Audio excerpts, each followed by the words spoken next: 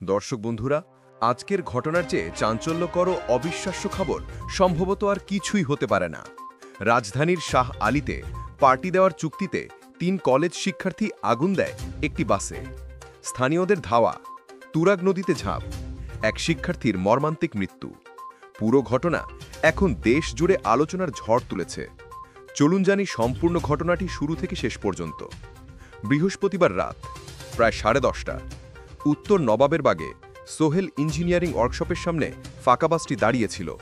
হঠাৎই কয়েকজন যুবক প্লাস্টিকের বোতলে কেরোসিন ছিটিয়ে আগুন ধরিয়ে দেয় এবং অবিশ্বাস্য হলেও সত্য, তারা মোবাইলে ভিডিও করছিল এই অগ্নিসংযোগ। কয়েক মুহূর্তের মধ্যেই আশপাশের লোকজন ঘটনা দেখে তাদের ধাওয়া করে। একজনকে স্থানীয়রা হাতে নাতে ধরে ফেলে, আরেকজন প্রাণ ভয়ে ছুটে গিয়ে তুরাগ নদীতে ঝাঁপ দেন, কিন্তু সাঁতার জানতেন না তিনি। স্থানীয়রা তাকে উদ্ধার করে হাসপাতালে নিলে ডাক্তার জানান তিনি আর বাঁচেননি। তার নাম সাইয়াফ, 18 বছর, নেভাল একাডেমি কলেজের ছাত্র। আটক হওয়া অন্য যুবক নাহিয়ান আমির সানি, 18 বছর, ইংরেজি মিডিয়াম একাডেমিয়ার শিক্ষার্থী। আরেকজন এখনও পলাতক। পুলিশ জানায় এই 3 জন রাতে পার্টি করার চুক্তিতে বাসে আগুন দিতে রাজি হয়েছিল।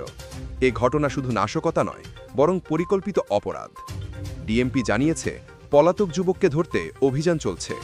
আটক সানির বিরুদ্ধে আইনগত ব্যবস্থা নেওয়া হচ্ছে। দর্শক বন্ধুরা, কয়েক মিনিটের উন্মাদনা, একটি ভিডিও বানানোর লোভ আর বন্ধুবান্ধবের সঙ্গে পার্টি করার নামে একজন প্রাণবন্ত কলেজ শিক্ষার্থী আজ আর বেঁচে নেই। একজন জেলখানায়, আরেকজন পালিয়ে বেড়াচ্ছে। এটা শুধু একটি অপরাধ নয়, এটা একটি সতর্কবার্তা। যুবকদের বেপরোয়ার সিদ্ধান্ত কত ভয়ঙ্কর পরিণতি ডেকে আনতে পারে। বন্ধুরা, এই ঘটনার বিষয়ে আপনার মতামত কি? এ ধরনের নাশকতামূলক কাজে জড়ানো যুবকদের জন্য কি ব্যবস্থা হওয়া উচিত বলে আপনি মনে করেন? কমেন্টে জানিয়ে দিন। আপনার মতামত আমাদের কাছে খুব গুরুত্বপূর্ণ। ভিডিওটি যদি তথ্যবহুল মনে হয় একটি লাইক দিন, বন্ধুদের সাথে শেয়ার করুন এবং সর্বশেষ খবর পেতে আজকের হট নিউজ চ্যানেলে সাবস্ক্রাইব করে নিন।